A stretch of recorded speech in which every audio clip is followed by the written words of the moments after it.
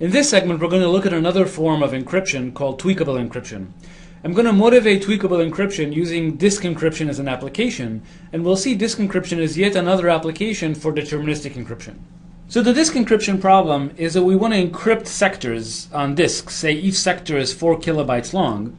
And the problem is that there's no space to expand. In other words, if the sector size is 4 kilobytes, the ciphertext size also has to be exactly 4 kilobytes because there's nowhere to write the extra bits if the ciphertext was bigger than the plaintext.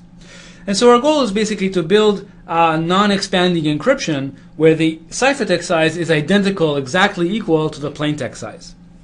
So what does it mean that encryption can't expand? Well, technically we're saying basically the message space is equal to the ciphertext space. So the message space would be 4 kilobyte messages, and the ciphertext space would be also 4 kilobyte messages. In this case, clearly we have to use deterministic encryption because if encryption was randomized, there would be no place to store the randomness. And similarly, we have no room for integrity because we can't expand the ciphertext and add any integrity bits. So the most we can achieve is deterministic CPA security. And that's going to be our goal. Now, it turns out there's a really simple lemma to prove that basically says that if you give me a deterministically CPA secure cipher where the message space is equal to the ciphertext space, so no expansion, then in fact the cipher is a PRP. So really all we're saying here is if we want no expansion at all, our only option for encrypting is what we called construction number 2 in the previous segment. Namely, we have to encrypt using a PRP. So let's look at how we might encrypt using a PRP. Well, we take our disk and we break it into sectors. And now if we encrypted every sector using a PRP under the same key, we kind of run into our standard problem with deterministic encryption. Namely, if sector 1 and sector 3 happen to have the same plaintext, then the encrypted sector 1 would be equal to the encrypted sector 3, and the attacker would learn that the corresponding plaintexts are the same. Now, this actually is a real problem. For example, if some of your sectors are empty, they're all set to 0, then in fact the encrypted sectors would be identical, and as a result the attacker would know exactly which sectors on your disk are empty and which sectors are not. So this is actually quite problematic, and the question is, can we do any better? And so the answer is yes, and the first idea that comes to mind is, well, why don't we use a different key for every sector? So you can see sector number 1 gets encrypted with K1, sector number 2 gets encrypted with K2, and so on and so forth. So now even if the content of sector number 1 is equal to sector number 3, the ciphertext of sector 1 and sector 3 will be different because they're encrypted under different keys. So this actually avoids the leakage that we talked about before, although I do want to point out that there's still a little bit of leakage with this mode. For example, if the user happened to change 1 bit in sector 1, and then that sector gets encrypted into a different ciphertext, so this will be garbled all completely because this is a pseudo-random permutation, the sector will be, even if 1 bit of the plaintext changes, the sector will be just mapped to a completely new random output. However, if the user then undoes the change and reverts back to the original sector, then the encrypted sector will revert back to its original state, and the attacker can tell that a change was made and then reverted. So there's still a little bit of information leakage, but that type of information leakage, there's really nothing we can do without really sacrificing performance. So we're just going to ignore that and deem that acceptable. So the next question is, now you realize our disks are actually getting pretty big and there are lots of sectors, so this would mean that we're generating lots and lots of keys here. But of course we don't have to store all these keys, we can simply generate these keys using a pseudo-random function. So the way this would work is we would have a master key, which we would call K, and then the sector number, which I'm going to denote by T, is going to be encrypted using the master key, and the result of that encryption would be the particular sector key, which I'll denote by K sub T.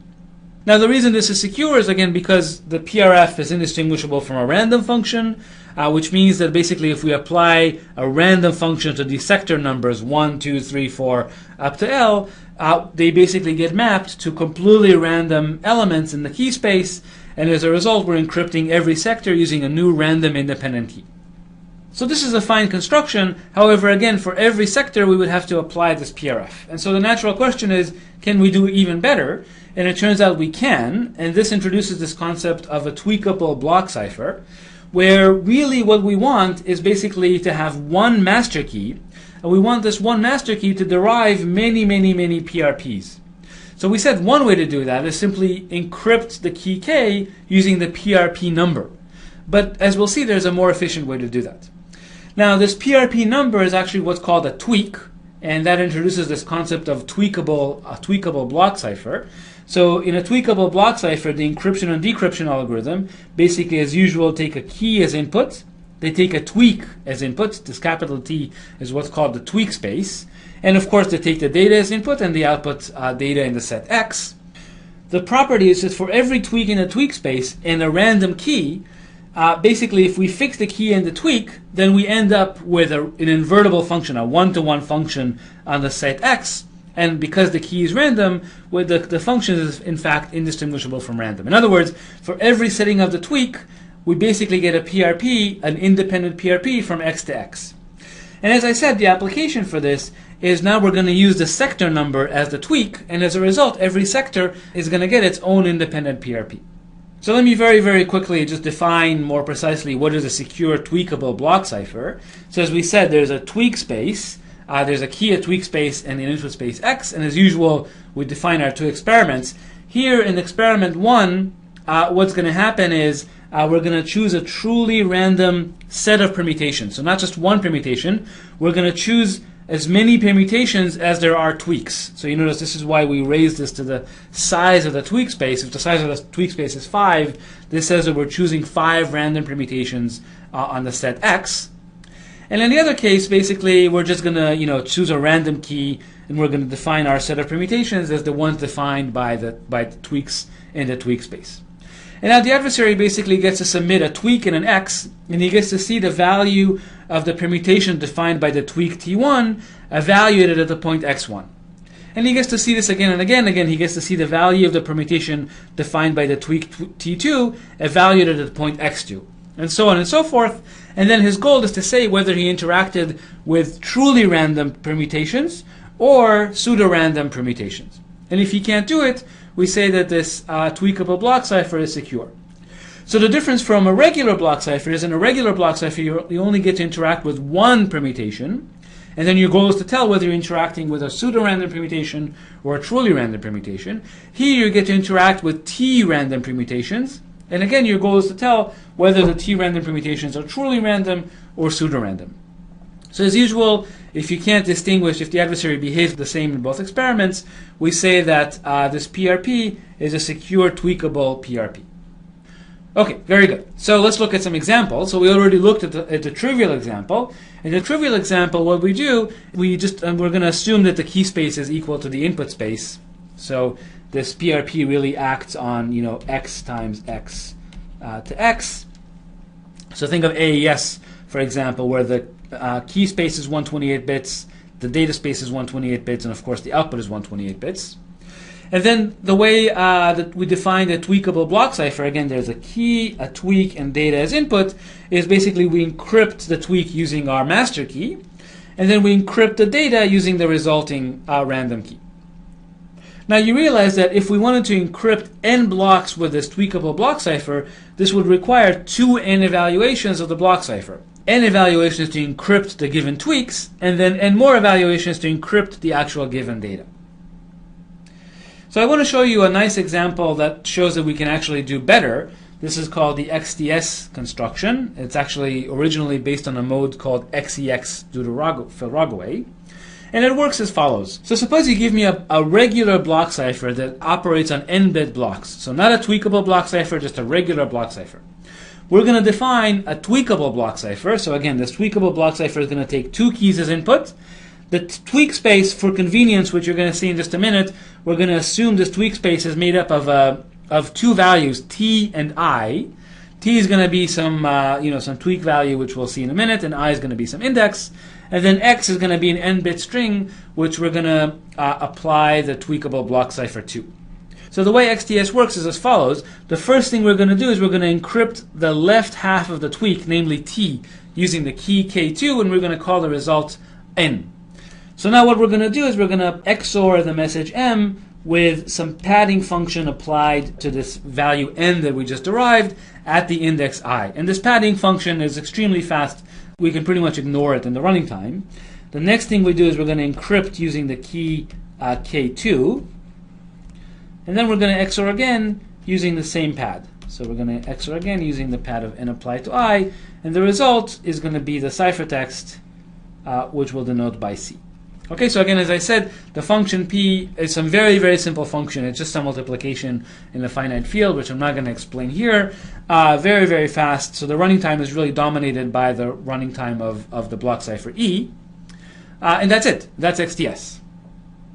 And the nice thing about this construction is now if we wanted to encrypt n plus 1 blocks, all we do is we compute the value n once, and then for the indices 1, 2, 3, 4, basically we just need to evaluate the PRPE once per block. So we would need to encrypt n blocks using the tweaks t, 1, t, 2, t, 3, t, 4, and so on. We would just need n plus 1 evaluations of the block cipher E.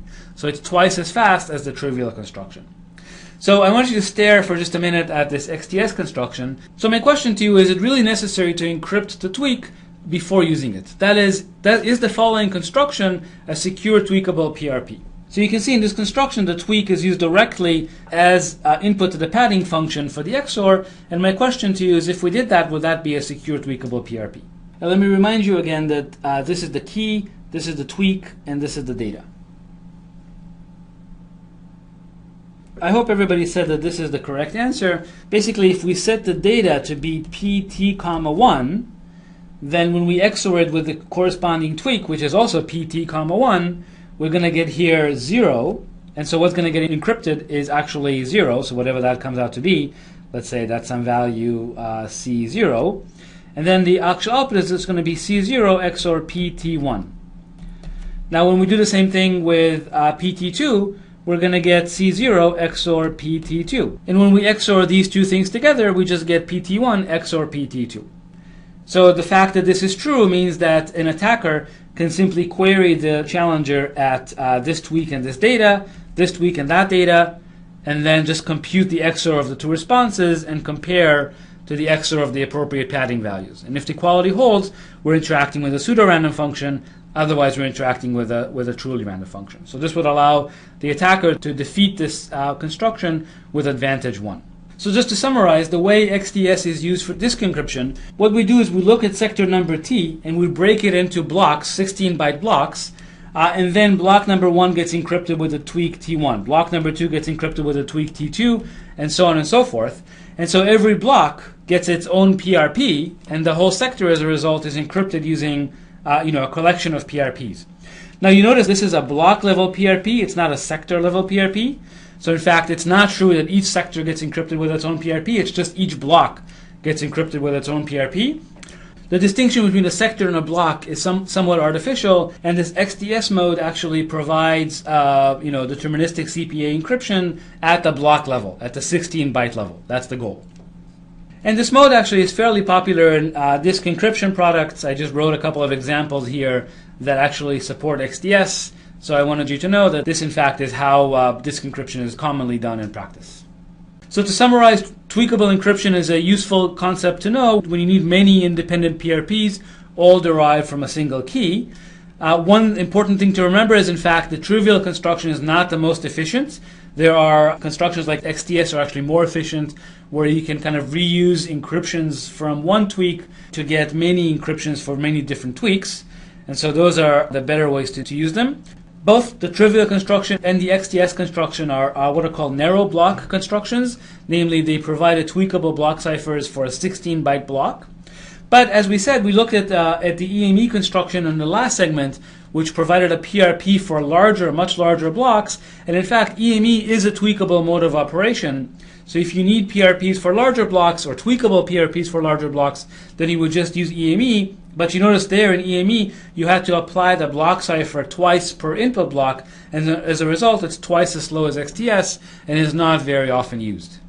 So that's what I wanted to say about tweakable encryption. And in the next segment, we'll talk about format preserving encryption.